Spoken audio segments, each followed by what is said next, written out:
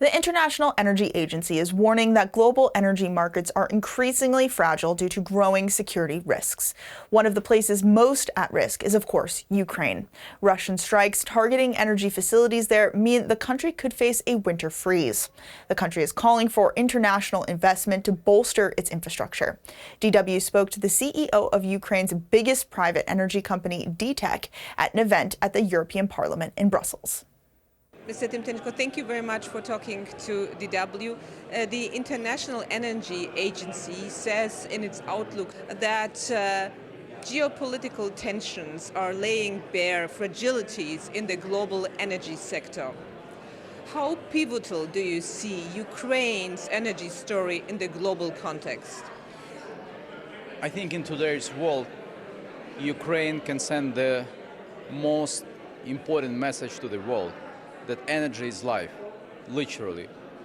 After Russian attacks, after massive destruction of our power stations, after hours, days, and sometimes months without electricity, we know what is energy and how important it is. And also the message from us is that building more renewables, green energy, it's not only about climate change, it's about resilience, it's about energy security, it's about sustainability of power. So I think that today Ukraine is an important example for the whole world how energy security is affecting our life and what should be done to strengthen energy security for Ukraine and for our European partners. And Russia has been targeting Ukraine's energy infrastructure from the beginning of its full-scale invasion, with 50% of it already destroyed. And now you are bracing for even more massive Russian attacks in the coming weeks and months. Is there any way to prepare for them? I don't think that anybody can prepare for a war. But we learn, and we're ready to fight. And we're already fighting, we'll be fighting for third winter. Russia is a terror country. They destroy civilian infrastructure. They bring just suffering for ordinary people by cutting electricity and bringing these hours of shortages of power. So we've done everything possible to restore and recover what was destroyed. We strengthen our air defense systems. We know what should be done during these attacks. And we will win this energy war. I'm confident. But how bad is the situation? Are you still able to repair and renew supply lines or power plants? Yes, as of today, we have enough electricity in the country. Of course, it's different weather. And I think that today we recovered as much as we could since last attacks. And if we have strong air defense, then Ukraine will go through this winter without any crisis. That's the key. The key condition for us to continue is air defense.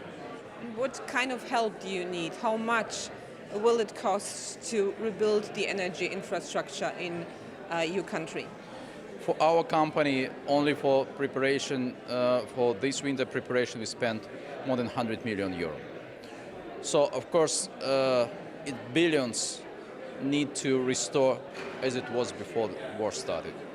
And today, as I said, we do everything to be done, and we only ask now is more air defense systems, more ammunition, more military support to protect our people, protect our power stations against Russian missiles attacks. That's what we need for this. But also we need to think about future, for winter in 2025.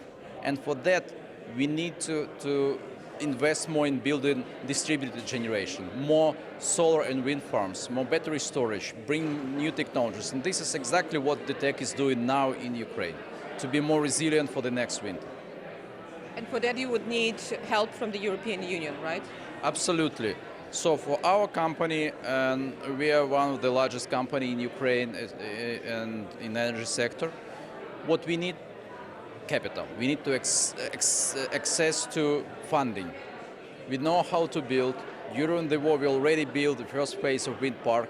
We have projects and recently announced to build battery storage by next October by investing 140 million euro.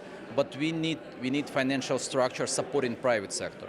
private companies. And that's what we discuss here in Brussels in every meetings. We know how to do it. We're on the ground. We never leave company. DTEK was named as the largest investor during the war. And we want to keep this position and keep investing, but we need financial structures today which allow us to build more. Thank you very much.